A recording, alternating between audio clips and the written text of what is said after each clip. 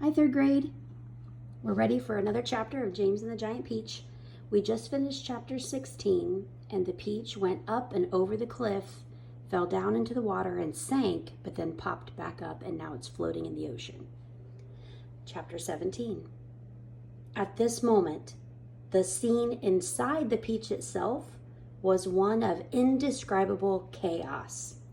James Henry Trotter was lying bruised and battered on the floor of the room amongst a tangled mass of centipede and earthworm and spider and ladybug and glowworm and old green grasshopper. In the whole history of the world, no travelers had ever had a more terrible journey than these unfortunate creatures.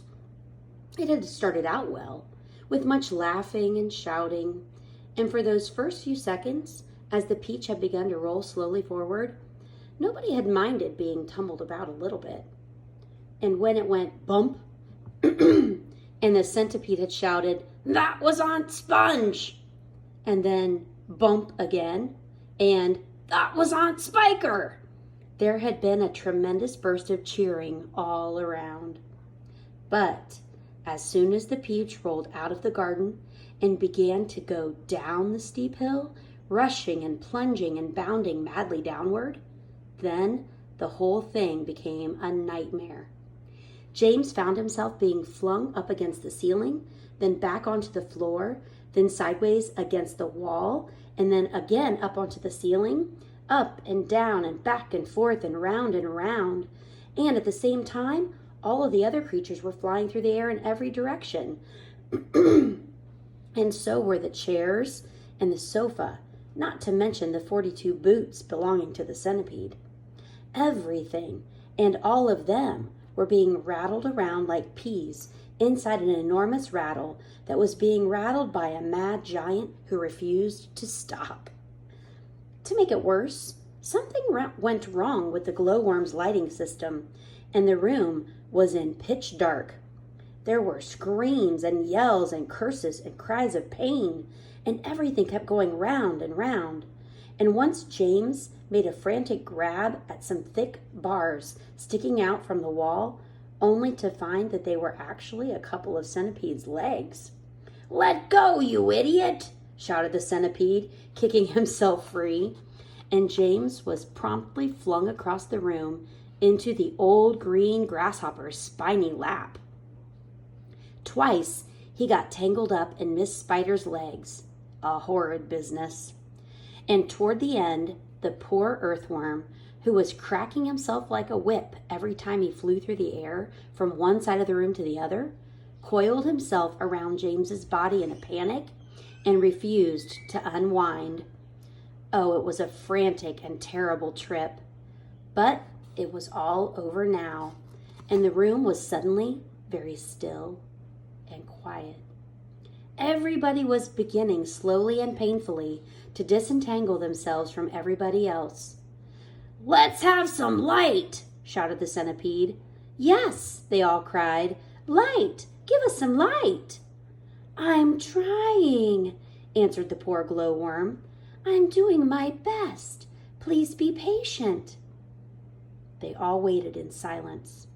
Then a faint greenish light began to glimmer out of the glowworm's tail, and this gradually became stronger and stronger until it was anyway enough to see by. "Some great journey," the centipede said, limping across the room. "I shall never be the same again," muttered the earthworm. "Nor I," said the ladybug. "It's taken years off of my life." "But, my dear friends," cried the old green grasshopper, trying to be cheerful, "we are there." "Where?" they asked. "Where? Where is there?" "Well, I don't know," the old green grasshopper said, "but it'll be somewhere good."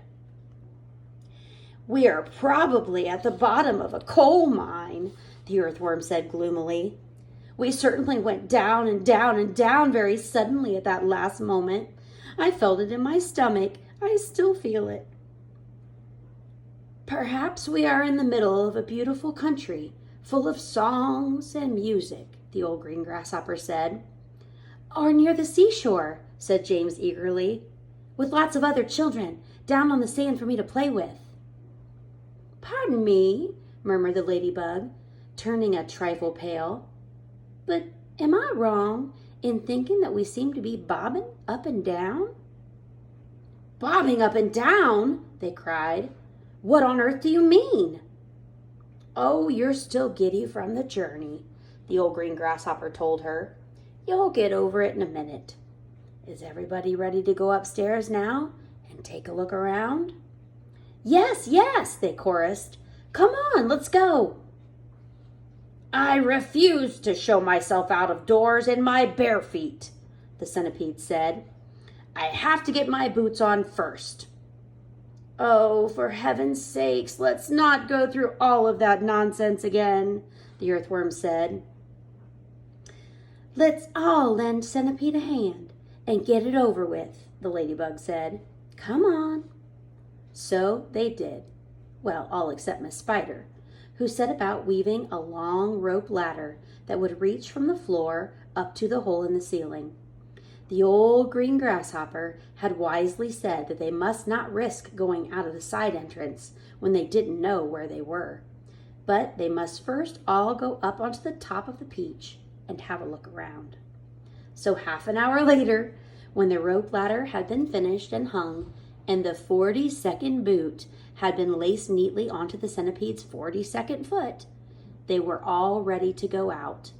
Amidst mounting excitement and shouts of, Here we go, boys, the promised land! I can't wait to see it!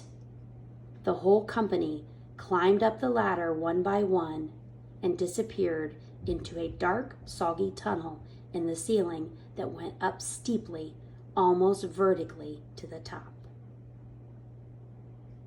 I think they're going to be surprised when they get out.